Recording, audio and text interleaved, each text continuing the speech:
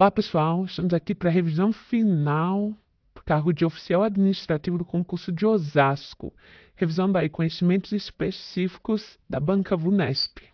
Vamos entrar então para a primeira questão. A comunicação interna e externa são dois pilares complementares da estratégia organizacional que lidam com públicos diferentes, porém igualmente importantes, para potencializar o reconhecimento de sua marca e a transmissão de seus valores.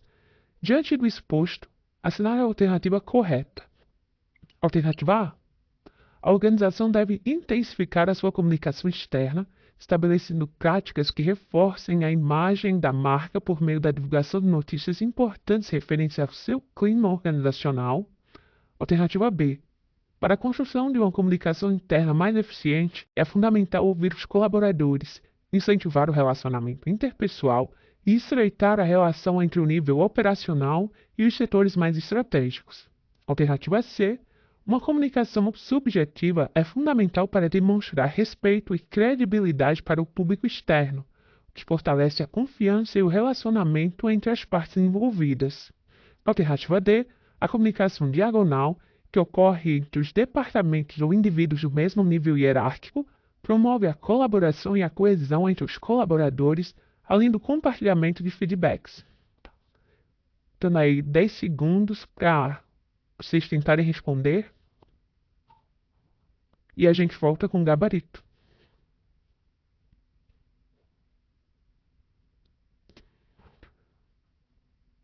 Alternativa correta aí da primeira questão, então, letra B. Para a construção de uma comunicação interna mais eficiente, é fundamental ouvir os colaboradores, incentivar o relacionamento interpessoal e estreitar a relação entre o nível operacional e os setores mais estratégicos. Então, para a segunda questão, se há a alternativa que indica corretamente os 4 componentes da comunicação não violenta. Alternativa A. Percepção, motivação, emoções e necessidades. Alternativa B. Consciência, intenção, observação e oportunidades. Alternativa C. Autoconexão, interações, sentimentos e contribuição. Alternativa D. Observação, sentimentos, necessidades e pedidos. Tempinho aí para vocês tentarem responder. E vamos lá para a alternativa correta. Letra D. Observação, sentimentos, necessidades e pedidos. A observação, que refere-se às situações que estamos observando e vivenciando e que afetam o nosso bem-estar. Sentimentos, que referem-se a como nos sentimos perante aquilo que estamos observando. Necessidades, que referem-se às necessidades, valores, desejos, etc., relacionados aos sentimentos identificados. Pedidos, que referem-se às ações concretas que pedimos para outra pessoa com o intuito de enriquecer nossa vida. Questão 3. Os relacionamentos interpessoais positivos melhoram a convivência entre as equipes e contribuem para o alcance dos objetivos organizacionais, uma vez que, alternativa A, os colaboradores aprendem a conviver com a diversidade, que exige habilidades como humildade, flexibilidade e empatia, e favorece o engajamento e a colaboração. Alternativa B. Os colaboradores costumam ser mais produtivos em ambientes harmoniosos, por mitigarem o trabalho em equipe e resolverem os conflitos de forma mais eficiente. Alternativa C. Os profissionais se sentem mais motivados e satisfeitos para interagirem, o que estimula a valorização das crenças, atitudes e expectativas individuais. Alternativa D. A comunicação eficaz alavanca novas ideias, intensifica a sinergia entre as pessoas e minimiza os esforços individuais, o que resulta em criatividade e produtividade. 5 segundos para vocês tentarem responder. E vamos aí para a alternativa correta. Alternativa A. Os colaboradores aprendem a conviver com a diversidade, que exige habilidades como humildade, flexibilidade e empatia, e favorece o engajamento e a colaboração. Questão de número 4. Assinale a alternativa que apresenta uma assertiva correta com relação à ética no serviço público. Ética no serviço público, conteúdo que consta lá do edital, do cargo de oficial administrativo da Prefeitura de Osasco, banca VUNESP. Vamos às alternativas. A. O equilíbrio entre a legalidade e a moralidade na conduta do servidor público é que poderá estabelecer a finalidade do ato administrativo. Alternativa B. Os fatos e atos verificados na conduta diária da vida privada do servidor público não podem acrescer ou diminuir o seu bom conceito na vida funcional. Alternativa C. Os atos, comportamentos e atitudes do servidor público serão direcionados para a preservação da honra e da tradição dos serviços públicos. Alternativa D. O servidor público demonstra a integridade do seu caráter ao escolher, diante de duas opções, a mais vantajosa para si e para o bem comum. Vamos então apresentar a alternativa correta da questão de número 4. Alternativa C, sobre ética no serviço público. Os atos, comportamentos e atitudes do servidor público serão direcionados para a preservação da honra e da tradição dos serviços públicos.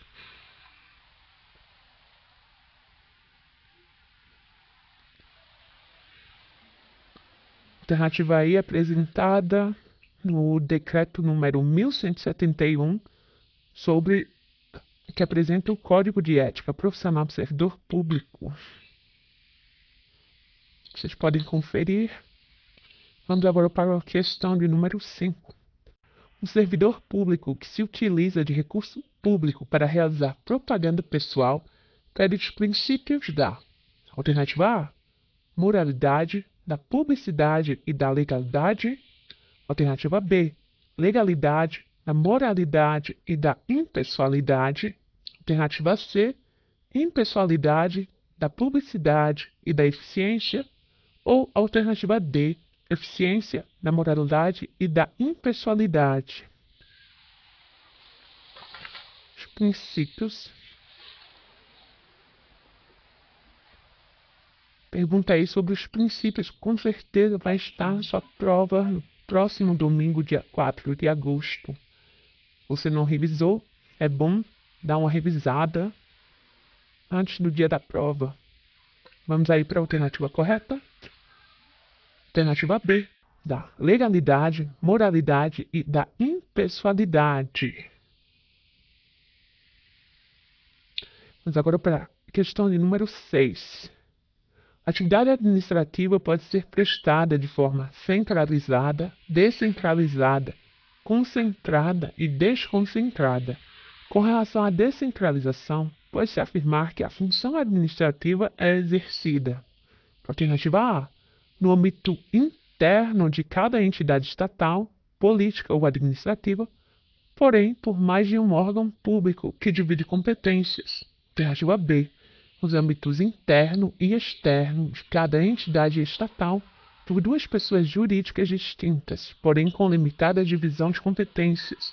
Alternativa C, diretamente pela própria entidade estatal, ou seja, União, Estados, Distrito Federal e municípios, por meio de seus vários órgãos e agentes públicos. Ou alternativa D, pela entidade estatal, de forma indireta, por meio de entidades administrativas criadas para esse fim específico e que integrarão a administração pública indireta. 5 segundos para vocês tentarem responder e voltamos com o gabarito da questão de número 6. Vai então para o gabarito. Alternativa D. Com relação à descentralização, pode-se afirmar que a função administrativa é exercida pela entidade estatal de forma indireta, por meio de entidades administrativas criadas para esse fim específico e que integrarão a administração pública indireta. Vamos aí para a questão número 7. As autarquias integram a administração indireta. Uma de suas características é: alternativa A, executar atividades típicas do Estado ou de prestação de serviços públicos, com o objetivo de beneficiar a sociedade como um todo. Alternativa B, depender dos recursos ou de aprovação pública para exercer suas atividades, desde que permaneça dentro dos limites da lei. Alternativa C, deter capital exclusivamente público, para realizar atividades econômicas ou serviços públicos de interesse nos moldes da iniciativa particular. Ou alternativa D, possuir personalidade jurídica de direito público para a realização de atividades típicas do poder público que requeiram uma gestão administrativa centralizada. Aí para o gabarito. Alternativa A. Então, uma das características das autarquias é executar atividades típicas do Estado ou de prestação de serviços públicos com o objetivo de beneficiar a sociedade como um todo. Questão número 8. Na estrutura da administração pública, observam-se diferenças entre cargo público, emprego público e função pública. Assim, pode-se afirmar que: alternativa A investidura em cargo ou emprego público depende de aprovação prévia em concurso público e está sujeita ao vínculo regido pela consolidação das leis trabalhistas. CLT. Alternativa B. Cargo público é ocupado tanto na administração direta como na indireta, autárquica e fundacional, enquanto o emprego público e a função pública ocorrem na administração indireta. Alternativa C. As funções públicas de confiança exercidas exclusivamente por servidores ocupantes de cargo efetivo destinam-se ao exercício das atribuições de direção, chefia e assessoramento. Alternativa D. É prerrogativa exclusiva dos brasileiros natos ou estrangeiros residentes há mais de 5 anos no país o acesso aos cargos temporários e funções públicas. Vamos lá, então para o gabarito. Alternativa correta, letra C. As funções públicas de confiança exercidas exclusivamente por servidores ocupantes de cargo efetivo destinam-se ao exercício das atribuições de direção, chefia e assessoramento. Questão número 9. Com relação ao indivíduo contratado no serviço público para um cargo em comissão, é correto afirmar que: alternativa A. É investido em cargo público por meio de eleição ou designação. Não se sujeita ao processo administrativo disciplinar dos servidores estatutários, nem possui regime próprio de responsabilização. Letra B. A contratação é por tempo determinado para atender à necessidade de excepcional interesse público. O regime imposto é contratual, sem vínculo com cargo ou emprego público. Alternativa C. A admissão ocorre por meio de processo seletivo simplificado. Tal procedimento decorre pela falta de tempo hábil para o preenchimento da vaga via as etapas de seleção por concurso público. Alternativa D. Ocupa uma posição de livre nomeação, isto é, não precisa ser aprovado em um concurso público, não lhe é garantido o direito de estabilidade, podendo ser dispensado sem justificativa. Daí 5 segundos para vocês tentarem responder a questão número 9. Vamos para o gabarito. Letra D. Ocupa uma posição de livre nomeação, isto é, não precisa ser aprovado em um concurso público, não lhe é garantido o direito de estabilidade, podendo ser dispensado sem justificativa. Questão de número 10. Os serviços públicos classificados como multi-universe ou gerais são aqueles que: alternativa A. Custeados por meio de taxas ou tarifas. Alternativa B. Normalmente remunerados por impostos. Alternativa C.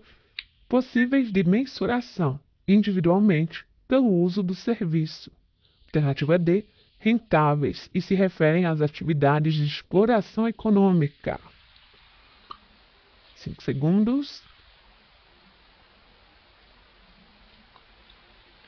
Gabarito, letra B. Então, os serviços públicos classificados como multi-universe ou gerais são aqueles normalmente remunerados por impostos.